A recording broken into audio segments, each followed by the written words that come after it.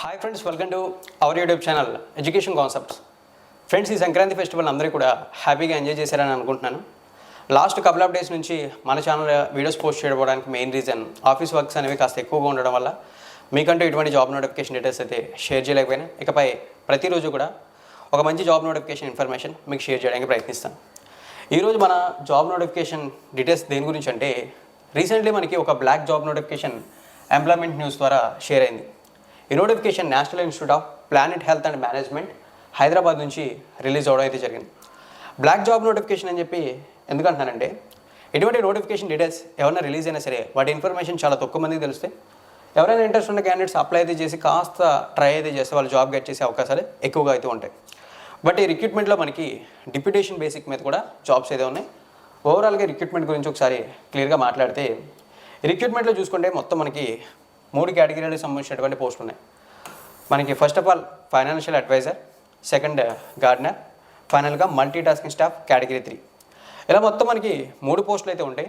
అయితే మనకి financial advisor పోస్టులు ఏవైతే ఉన్నాయో వీటికి మనకి డిప్యూటేషన్ బేసిక్ మీద రిక్రూట్ చేయడంతో పాటు ఎక్స్పీరియన్స్ లాంటివి కూడా అడగడం వల్ల ఈ పోస్ట్ని కంప్లీట్లీ మనం ఈ వీడియోలో స్కిప్ అయితే చేస్తున్నాం. ఇంకా ఇప్పుడు మనం రిమైనింగ్ 2 పోస్టుల గురించి తెలుసుకుందాం. అందులో గార్డెనర్ పోస్టు కూడా కొంచెం క్వాలిఫికేషన్స్ డిఫికల్ట్గా ఉన్నాయి. బట్ ఎవరైనా సరే ఇంట్రెస్ట్ ఉన్న క్యాండిడేట్స్ ఉంటే ఈ క్వాలిఫికేషన్స్ ఉన్న వాళ్ళు అప్లై అయితే చేసుకోవచ్చు. ఇప్పుడు మొత్తం డీటెయిల్స్ చూద్దాం. ఫస్ట్ ఆఫ్ ఆల్ గార్డెనర్ పోస్ట్కి సంబంధించి చూస్తే ఒకే ఒక పోస్ట్ ఉంది, అన్రిజర్వ్డ్ కేటగిరీకి రిజర్వ్ చేశారు. ఈ పోస్ట్ సెంట్రల్ గవర్నమెంట్లో గ్రూప్ సి కేటగిరీలోకి రావడం జరుగుతుంది. ఇక సెలెక్ట్ అయిన క్యాండిడేట్స్కి సెంట్రల్ గవర్నమెంట్ లెవెల్ 1 ప్రకారం శాలరీ పే చేస్తుంది. లెవెల్ 1 ప్రకారం శాలరీ అంటే which means basic pay 18,000, maximum 56,900. ఈ basic pay and maximum pays గురించి వన్స్ పక్కన పెడితే, ఇన్ కేస్ ఎవరైనా సరే ఈ గవర్నమెంట్ జాబ్కి సెలెక్ట్ అయిన క్యాండిడేట్స్ ఉన్నట్లయితే వాళ్ళకి అరౌండ్ మనకి 25,000 to 27,000 బిట్వీన్ శాలరీస్ అనేవి రావడం జరుగుతుంది. ఈ గార్డెనర్ పోస్ట్ గురించి మనకి మెన్షన్ చేసింది ఏంటంటే, ప్రీవియస్లో మాట్లాడుకున్నట్లు డైరెక్ట్ రిక్రూట్మెంట్ ద్వారానే రిక్రూట్ చేస్తున్నారని మెన్షన్ చేయడంతో పాటు అప్లై చేయడానికి between 18 to 27 years age group వాళ్ళు అప్లై చేయాలన్నారు. అంటే దీని అర్థం అప్లై చేసే క్యాండిడేట్కి ఉండాల్సినటువంటి minimum age 18 years, maximum 27 years వరకు అప్లై అయితే చేయొచ్చు. ఇక క్వాలిఫికేషన్స్ అనేవి చూసుకున్నట్లయితే 10th class with 2 years horticulture diploma అని చెప్పి మెన్షన్ అయితే చేశారు. సో మీకు ముందుగానే చెప్పాను గార్డెనర్ పోస్ట్కి క్వాలిఫికేషన్స్ కాస్త డిఫికల్ట్గా ఉన్నాయని చెప్పి. సో అది ఇక్కడ మీరు క్లియర్గా అయితే చూడొచ్చు. ఇంకా డిజేబుల్ క్వాలిఫికేషన్స్ అనేవి కొన్ని మెన్షన్ చేశారు, కానీ వాటి గురించి మనం కన్సిడర్ చేయాల్సిన అవసరం అయితే లేదు. ఇన్ కేస్ ఎవరికైనా సరే ఈ క్వాలిఫికేషన్స్ ఉంటే వాళ్ళు అప్లై అయితే చేస్తే మోస్ట్ ప్రాబబ్లీ జాబ్ అనేది చాలా ఈజీగా గెట్ చేసే అవకాశాలు అయితే ఉన్నాయి. ఇక సెకండ్ పోస్ట్ చూసుకుంటే మల్టీ టాస్కింగ్ స్టాఫ్ కేటగిరీ 3. ఈ నోటిఫికేషన్ మనకి స్టార్ ఆఫ్ ది ఐటమ్ ఈ పోస్ట్ అనుకోవచ్చు. ఎందుకంటే ఇక్కడ మనకి 2 పోస్టులు ఉండడంతో పాటు సేమ్ ఈ పోస్ట్ కూడా సెంట్రల్ గవర్నమెంట్లో గ్రూప్ సి కేటగిరీలోకి రావడం జరుగుతుంది. ఈ 2 పోస్టులో ఒక పోస్ట్ని ఎకనామికలీ వీకర్ సెక్షన్, రెండో పోస్ట్ని ఎస్సీ కేటగిరీకి రిజర్వ్ చేశారు. శాలరీస్ అనేవి సేమ్ ప్రీవియస్లీ మెన్షన్ చేసినట్టు లెవెల్ 1 ప్రకారమే ఉంటాయి. విచ్ మీన్స్ ఈ జాబ్కి సెలెక్ట్ అయినా కానీ with all allowances around 25,000 to 27,000 between salaries అనేవి రావడం అయితే జరుగుతుంది. Multi tasking staff category 3. So same ఈ పోస్ట్ను కూడా డైరెక్ట్ రిక్రూట్మెంట్ ద్వారానే రిక్రూట్ చేయడంతో పాటు అప్లై చేయడానికి ఏజ్ బిట్వీన్ 18 to 27 years అని చెప్పి మెన్షన్ చేశారు. ఎడ్యుకేషన్ క్వాలిఫికేషన్ చూసుకున్నట్లయితే 10th classగా మెన్షన్ చేశారు, లేదా 10th class ఈక్వల్ క్వాలిఫికేషన్తో అయినా సరే అప్లై అయితే చేయొచ్చు. అండ్ ఆల్సో మనకి sweeping, cleaning, peon and attendant duties ఏవైతే ఉంటాయో అవన్నీ కూడా ప్రాపర్గా వచ్చి ఉండాలని చెప్పి మెన్షన్ అయితే చేశారు. ఇక్కడ క్లియర్గా అయితే డీటెయిల్స్ అనేవి చూడొచ్చు. ఇక నెక్స్ట్, ఇవి సెంట్రల్ గవర్నమెంట్కి సంబంధించిన జాబ్సే కాబట్టి వీటికి కూడా ఏజ్ రిలాక్సేషన్స్ అనేవి గవర్నమెంట్ ఆఫ్ ఇండియా క్లియర్గా మెన్షన్ చేసింది. సో ఆ ఏజ్ రిలాక్సేషన్స్ అనేవి ఒకసారి చూస్తే రిజర్వేషన్ బేస్ చేసుకుని ఎస్సీ అండ్ ఎస్టీ అంటే schedule caste and schedule tribe candidates చూసుకుంటే 5 years ఆఫ్ ఏజ్ రిలాక్సేషన్ ఉంటుందని చెప్పారు. ఇక నెక్స్ట్ ఓబీసీ క్యాండిడేట్స్కి రిజర్వ్ చేసిన పోస్టులు ఉంటే వాళ్ళకి 3 years of age relaxation.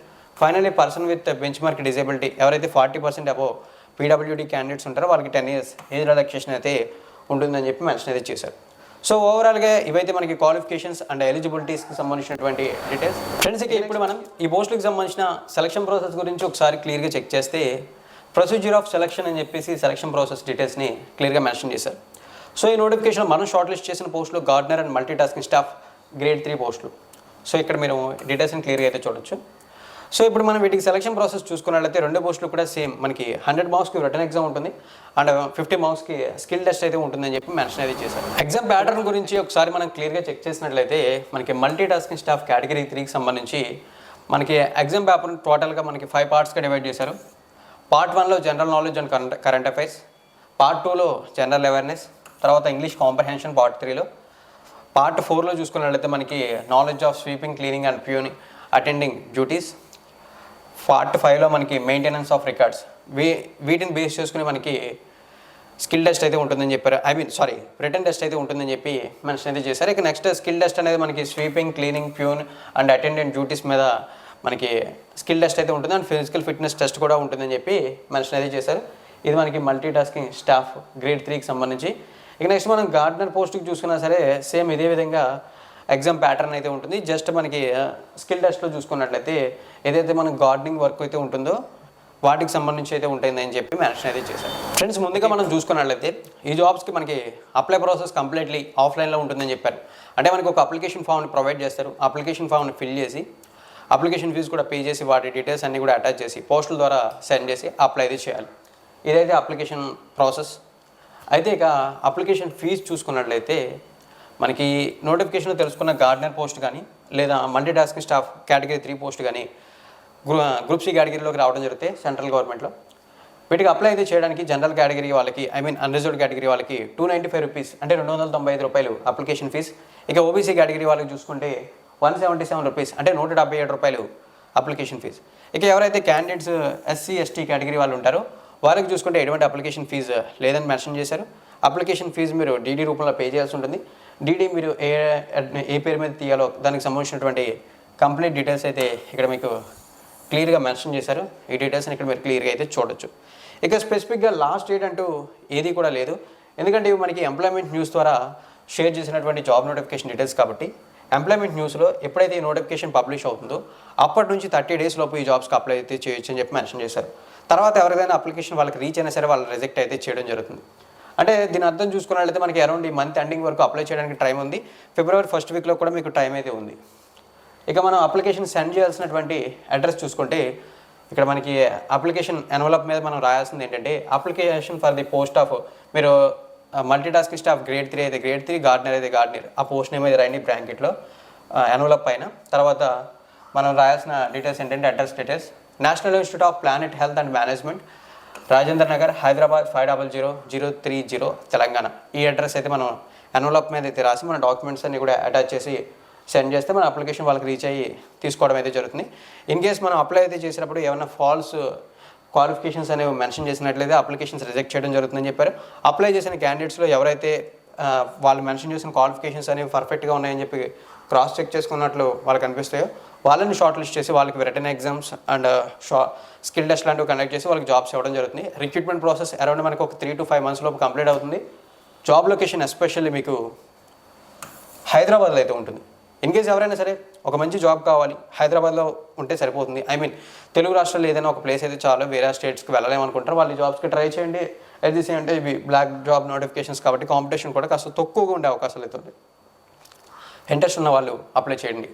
Thank you friends, వీడియోని ఎండింగ్ వరకు వాచ్ చేసినందుకు.